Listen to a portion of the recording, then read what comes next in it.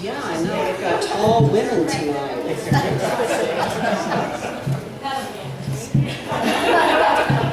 We'll just lower it for you, dear.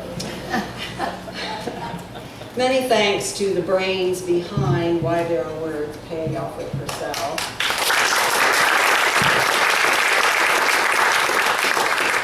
Her husband Cass, and the interns for making this event happen every second Thursday of every month.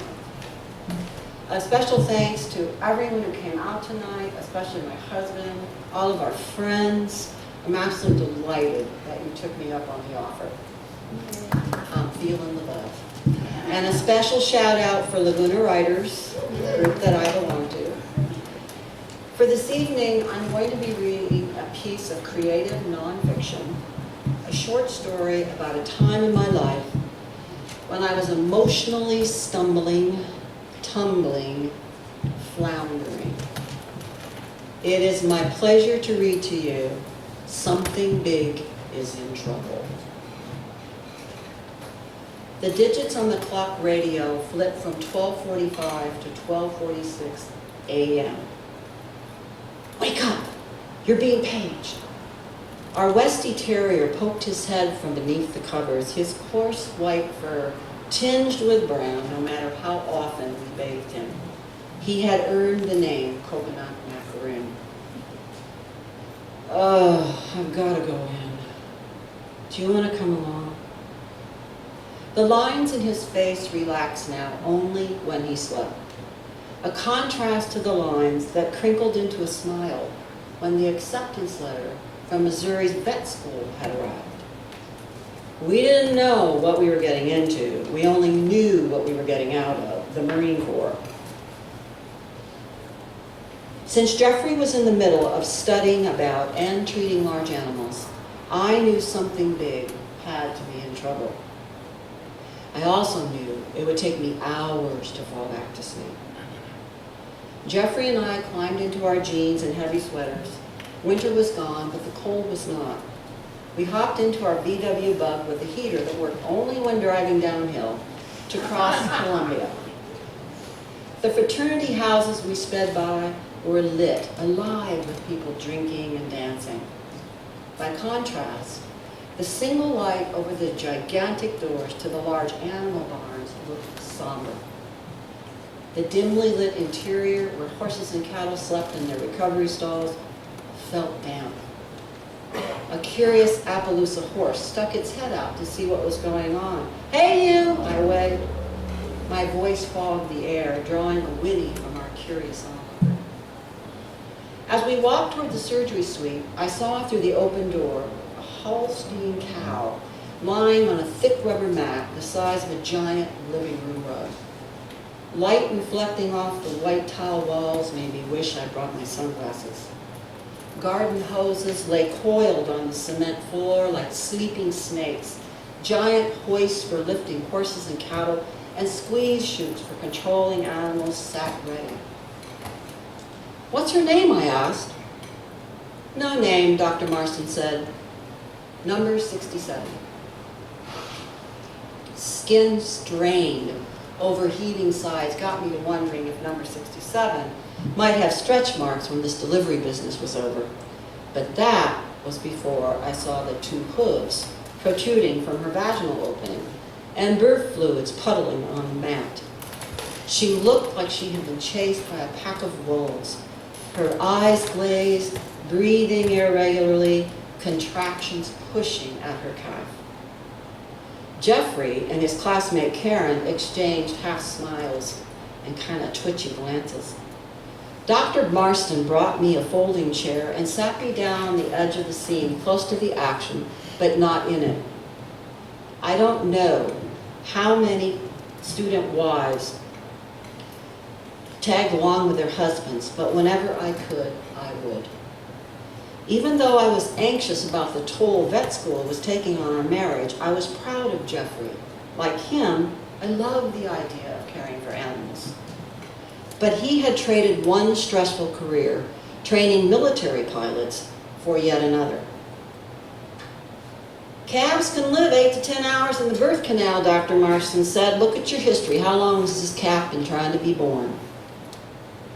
5 hours, Jeffrey said. Dr. Marston told his students he'd show them how to examine the patient, but he couldn't stand his hands and knees long. Too many hard kicks to the shins, body slams against the slats of the stall. The large animal veterinarian suffered far more aches and pains than the small animal vet. A wry smile crossed his face. Always seems like more goes wrong with the back end of a cow than the front end, and always in the middle of the night. Sliding their arms into latex sleeves that extended from fingertip to shoulder, Karen and Jeffrey examined their patient. First on hands and knees, eventually on their bellies, the prickly hard surface of the rubber mat left numbing imprints as they took turns straining to reach through their patient's vagina, cervix, and on into her uterus. Several more hours passed. The mother's breathing was more distressed. The calf's hooves remained fixed, and the vaginal opening, wow, that was fiery red. Dr. Marston stood up and made a slow circle around his patient. I hate to do it because the risk of infection is so great, but we have to take this calf by C-section. While they prepped the Holstein for surgery, I walked towards the large animal stalls. The Appaloosa, with a leopard-spotted coat, had maintained her vigil, head thrust through the bars of the stall, watching every step I took. As I stroked her jaw with one hand, she muzzled the palm of my other. I parted the long hairs of her forelock to look at her eyes. If the eyes are the window to the soul, then the soul looking back at me was warm and pure. You know how to get attention when you need it, don't you, girl? I looked for her name on the stall door. Aletheia. Aletheia? Why, Aletheia was the Greek goddess of truth. Aletheia moved her head, forcing my hand to touch a slightly grooved area that ran from her eyes to the end of her nose. Took me right to your sweet spot, didn't you, girl? Maybe it was the lack of sleep. Maybe it was the horse's direct way of getting what she wanted, whatever the reason. I started talking.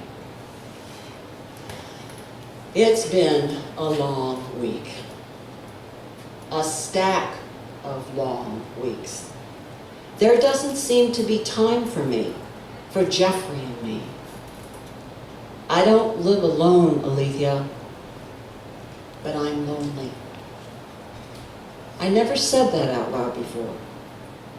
My hand slid away from her sweet spot. Again, she moved her head up and down, reminding me she wasn't finished with me yet. First it was flying helicopters, then training pilots. Now it's small animals, large animals, pathology, histology, anatomy, even crossword puzzles get more attention than I do. He says he loves me, even thinks we have a good marriage. But he thinks a good marriage means not screaming at each other like his parents. We don't scream, but we're not talking about the important stuff. Aletheia swished her tail and pawed at her bedding straw. What about me? What about us? We haven't been married that long.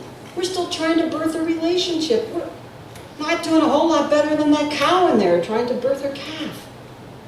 Aletheia pricked her ears toward me and drilled my eyes with a penetrating look all around.